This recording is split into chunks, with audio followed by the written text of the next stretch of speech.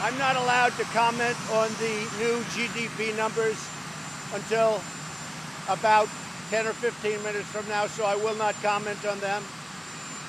The country, though, is doing very well in every respect. I mean, we're just doing well.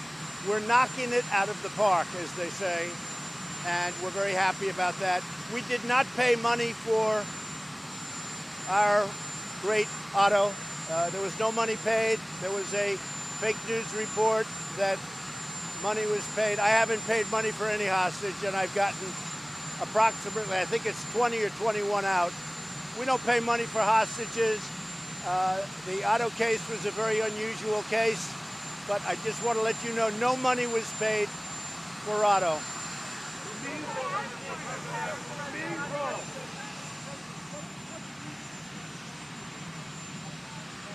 I never told Don McGahn to fire Mueller.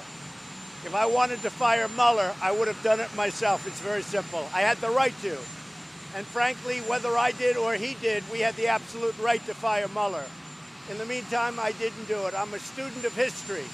I see what you get when you fire people, and it's not good. But there would have been nothing wrong with firing him. Legally, I had absolute right to fire him, but I never told Don McGahn to fire Mueller. And by the way, and Mueller finished out his report, no collusion and no obstruction. Mr. President, how do you beat Joe Biden? I think we beat him easily. Speak, up. You gotta tell him. Tell parents about getting their kids vaccinated. Measles, on the measles. Oh. Tell parents about that. They have to get the shot. The vaccinations are so important. This is really going around now. They have to get their shots. Mr. President, how old is too old to be president? Well, I think that I just feel like a young man. I'm so young. I can't believe it. I'm the youngest person. I am a young, vibrant man.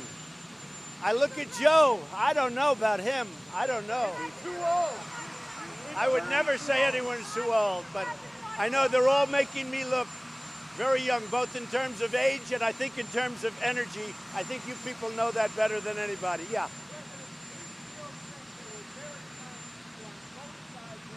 Oh, I've answered that question, and if you look at what I said, you will see that that question was answered perfectly. And I was talking about people that went because they felt very strongly about the monument to Robert E. Lee, a great general, whether you like it or not. He was one of the great generals. I've spoken to many generals here, right at the White House, and many people thought of the generals. They think that he was maybe their favorite general. People were there protesting the taking down of the monument of Robert E. Lee. Everybody knows that.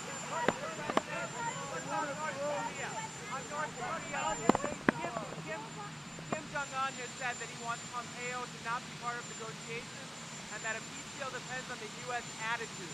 What do you think about that, and what's the prospect for talks with North Korea? I think we're doing very well with North Korea. A lot of progress is being made.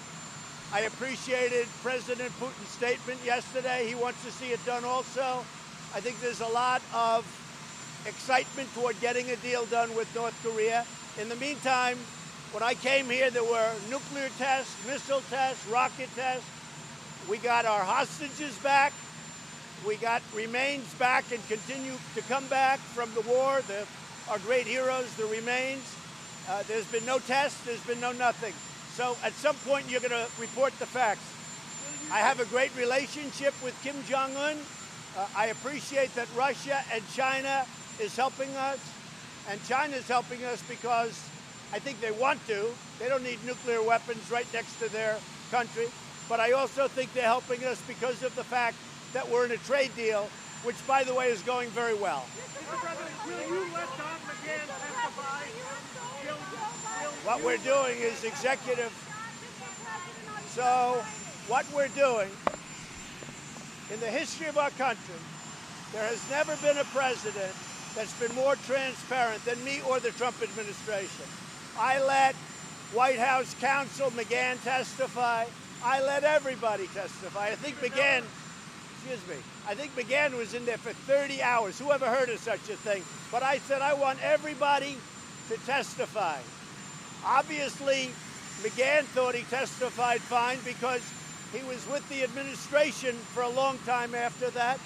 And I think he said he was just joining up with respect to the appointment of judges by the administration.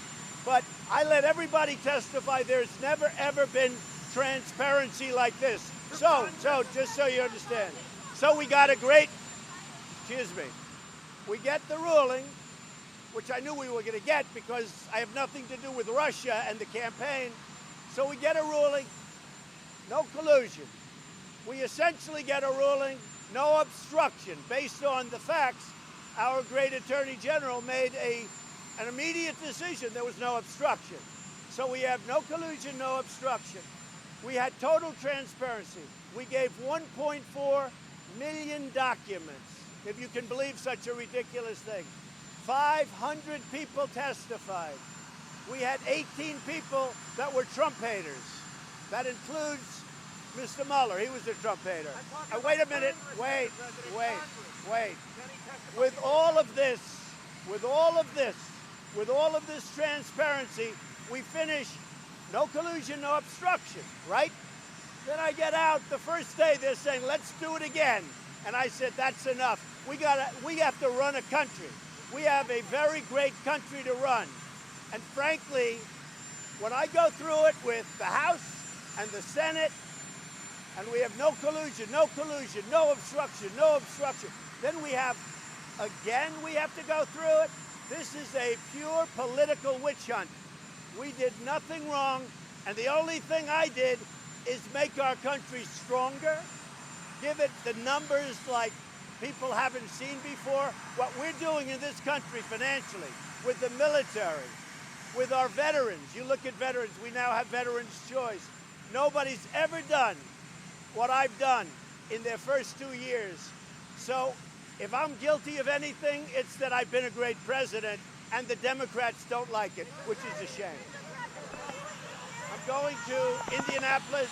We're going to the NRA, and we look forward to it. How do you beat Biden? How do you do it? I would say easily.